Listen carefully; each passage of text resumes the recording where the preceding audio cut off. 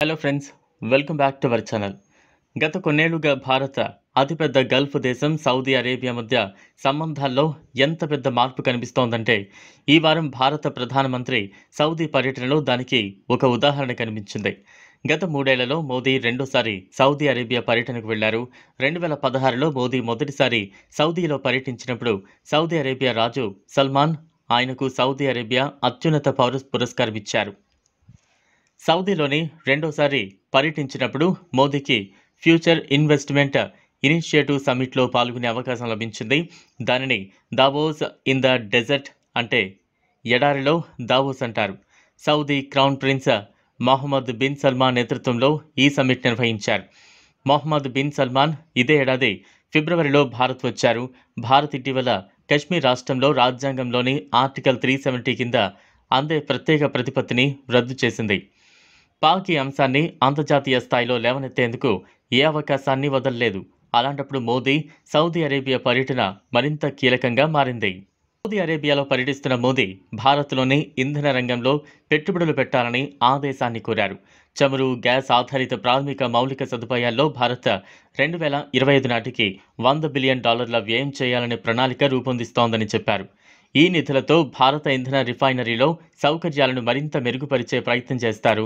మోదీ వివరాల ప్రకారం భారత ఆర్థిక వ్యవస్థను మరో 5 ఏళ్లలో రెట్టింపు చేయాలనే లక్ష్యం పెట్టుకున్నారు. దీనికోసం ఇంధన అవసరాల్లో మరింత విస్తరణ జరుగుతోంది. రాజకీయ స్థిరత్వం, ఊహాజనిత విధానం, విభిన్న మార్కెట్ వల్ల భారత్లో పెట్టుబడులు పెట్టడం అత్యంత లాభదాయకంగా ఉంటుందని పెట్టుబడిదారులకు మోదీ భరోసా ఇచ్చారు. భారత్ మరికొన్నేళ్లలో ప్రాథమిక మౌలిక సదుపాయాలను బలోపేతం చేసేందుకు $1.5 ట్రిలియన్ ఖర్చు చేయడానికి ప్రణాళికలు రూపొందించిందని మోదీ చెప్పారు. సౌదీ చమురు కంపెనీ ఆరంకోను ఉదాహరణగా చెప్పిన మోదీ ఆ సంస్థ మహారాష్ట్రలోని రిఫైనరీ ప్రాజెక్టులో పెట్టుబడులు పెడుతోందని, ఆసియాలో అతిపెద్ద రిఫైనరీ కంపెనీ అయిన అది 6 కోట్ల టన్నుల చమురు ఉత్పత్తి చేస్తోందని చెప్పారు. భారత్ సౌదీ అరేబియా వాణిజ్యం గత కొన్నేళ్లుగా వేగంగా వృద్ధి చెందుతోంది. కానీ ఈ సంబంధాలు కొనుగోలుదారులు, విక్రేతగా మాత్రమే ఉండవు. అయితే భారత్ సౌదీ అరేబియా వాణిజ్య సంబంధాల్లో అత్యంత ముఖ్యమైనది ఇంధన రంగమే. ఇరాక్ తర్వాత సౌదీ అరేబియా భారత్కు రెండో అతిపెద్ద చమురు సప్లయర్ అయింది. సౌదీ అరేబియా ఇప్పుడు భారత్కు 4వ అతిపెద్ద వ్యాపార భాగస్వామిగా నిలిచింది.